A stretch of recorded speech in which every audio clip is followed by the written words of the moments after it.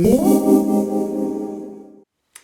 everybody, it's Sarah here. So today I'm going to be doing my January favorites or hits and misses video. I have 3 misses this month actually, which is usually I feel like I don't really have that many because I look into products quite a bit before I use them, but these 3, not liking them. And I have a bunch of favorites which I'm going to show you. The first 2 relate to skin. Also, by the way, I do have an Instagram account if you'd like to follow it for more frequent updates, because sometimes I don't get the time, unfortunately, to do my YouTube videos. So I'll link it down here, or I'll just post it down here. It's SkellsMakeup, the same as my YouTube channel. So my first 2 favorites of the month are relating to skincare. The first product is from a brand called Ren. It's one of the more natural skincare product ranges at Sephora. And this is the Omega-3 Optimum Skin Oil. Actually, I didn't really see it last time I went into my Sephora, but I got it in gratis when I used to work there. Anyways, I really love this product. It just makes my skin feel soft and supple, and omega-3 is really great for your skin.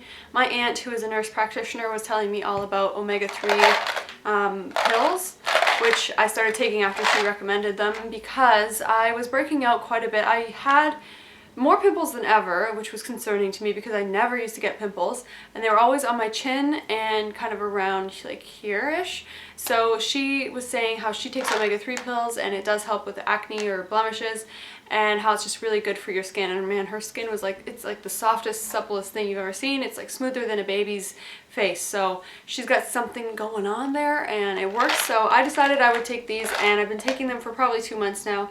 And I noticed that a lot of my pimples don't really happen. I still get a couple during my period, but overall, I'm down. I really like it. And I can't, obviously I have no concrete evidence that this caused that, but I mean, something good has been happening, and apparently they're known to do that, so it seems like it would be like that. Also, thank you for this exact no fish burps. Okay, so the next 2 products are face products as well, but foundation. So the first one is by Too Faced, and this product I have actually loved for so long. It's the Beauty Balm, which they only sell on their website now. I think it is on Sephora actually, but not all the colors. I have the color Snow Glow, which is the lightest. And I just love this product for the everyday kind of sheer tint across your face if you just want to look a little bit more radiant, and it gives you just a tiny bit of coverage. But I like that because I don't have a lot to cover on my face. I just do some concealer under my eyes with this, and I love how radiant it is. So if you have dry skin, I highly recommend this. The next one is for when I am feeling like I want full coverage and I want it to last all day. I love this product. It seriously blew me away. It's the Clinique Beyond Perfecting 2-in-1 foundation and concealer. And I never would have tried this because usually Clinique I am just not drawn to. It doesn't excite me, so I don't buy it. But when I worked at Sephora, I got it in gratis. The only problem was it was too dark for me. And they actually launched it first. The lightest shade was Alabaster, which is the color I got, but it was still too dark. So they recently launched a bunch of 2 lighter colors. Number 1, this one is 0.5 Breeze, and it's a pretty good match. It's actually still a little bit too peachy for me, but I'm wearing it right now. But anyways, I can make it work if I just blend it down to my neck, which I have been doing. But this seriously lasts all day. I don't even use a primer with it, and it looks super smooth on my dry skin, and it covers everything amazingly. I still use my concealer under the eyes, but I could see that you could still use this just as your concealer as well if you're in a pinch. But yeah, I'm so impressed by this, and I've actually been trying a few other Clinique products recently, and I've been really enjoying them. So I don't know, I think Clinique is officially on my radar for the first time in my life, so that's exciting. Okay, I have 3 eye products to show you. The first one is by Charlotte Tilbury. This is her Eyes to Mesmerize cream eyeshadow, and this is the color Marie Antoinette. And when I first tried this, I actually didn't really like it because it was creasing on me, but I guess I've just found a technique, or I've switched something up so it doesn't crease. But this is seriously a beautiful eyeshadow. It just gives your eyes this glisten, and I love the texture of it. It almost gives that kind of almost wet eye look, but not too wet. So just somewhere in between. So I'm really, really obsessed with this. The next thing is by Urban Decay. It's their 24/7 Waterline Eye Pencil, and this is in the color Rail, which is brown. This is so awesome. It's one of my favorite ones for the waterline. It still doesn't like hold up perfectly throughout the day, but I really can't expect something to do that against like a wet surface all day. But I love it. It's the perfect texture to me. It's not too creamy but it's not hard. It's just lovely, it's in the middle, and it stays on really nicely, and I think it stays on better in the waterline than most things, so I'm really impressed by this. And I feel like I've heard nobody talk about it. It's such a cool product, and to me, the waterline is always something that's really bothered me because nothing stays on there, so I was expecting this to have a lot of hype, but it didn't. But anyways, it's great, so give it a whirl.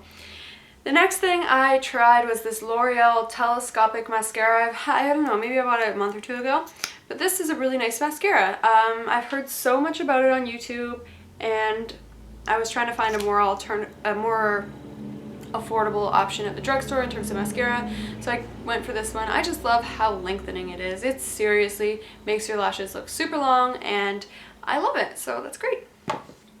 The last favorite this month is something that's in my kind of like Project Pan video, and that's going pretty well, by the way.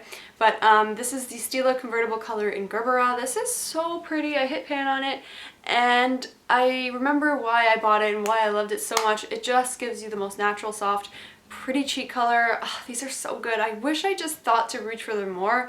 Sometimes I just don't feel like using creams. Even though I love the way they look so much, I think they do look quite a bit prettier than powder blushes sometimes, but you know, just more effort I feel goes into these, so I love it though. It's so pretty.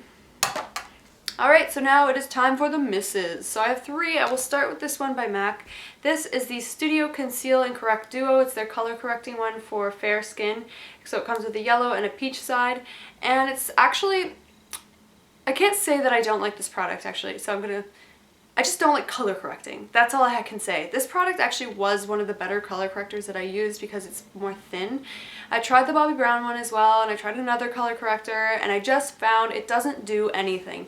It just makes your under eye, in my opinion, look cakier, or at least my under eye. I guess I've seen it work pretty nicely on other people, but on my under eye it just adds another layer of cakiness, and I don't like color correcting, so this was a miss for me. I don't really understand why it got so popular. Maybe it's just my skin tone, and I've tried multiple colors and things just don't work. So I don't know, let me know what your guys' take on color correcting is, and if it's worked for you. If you have any tips and tricks, I'd like to hear them. Thanks. The next thing is this Marc Jacobs mascara. It is the Velvet Noir Major Volume Mascara. And I did a little first impressions in it in one of my last videos. It's like an hourglass wand. I actually love the way it goes on and the way it looks, but then it starts to crumble pretty quickly throughout the day. So that's a huge miss for me because obviously I don't want to look all crumbly and it makes you look tired. So I find a lot of high-end mascaras actually do that. And if you're paying $30+ for a mascara, it has to be perfect in my opinion. And this was until I wore it for an extended period of time over a day. If you're just wearing it for like a few hours, it actually looks great and it doesn't crumble, but past maybe 5 or 6 hours on me, it crumbled like crazy, so I was not happy with that. The last thing is from Lush. I try to like Lush, but nothing seems to work for me, or just a few things seem to work for me. But this is their OATFIX mask, and I got it from one of those, like, you give them back 5 empty containers and then you get a free mask. So I thought, what the hell, let's do it. But this I really didn't like. I just found it so goopy, and I didn't like the way it felt on my face. It kind of just feels like you mashed up a banana and you threw in some oats and you called it a day and you just smear it over your face. It's hard to get off. I don't like the way it feels or smells, so this was definitely a miss for me. Even though it's supposed to be good for my skin type. I have dry skin, and this is for, like, they say nourishing irritated skin, which I get irritated skin in the winter, and I just didn't feel like it did much. So unfortunately that was a miss. Thank you guys so much for watching. I hope you enjoyed, and please give it a thumbs up, comment, and subscribe if you enjoyed, and follow me on Instagram if you feel like it. I would love that. Let me know what some of your favorite products from the month are. I'd love to try something new once I'm off my no-buy. Anyways, bye guys, take care.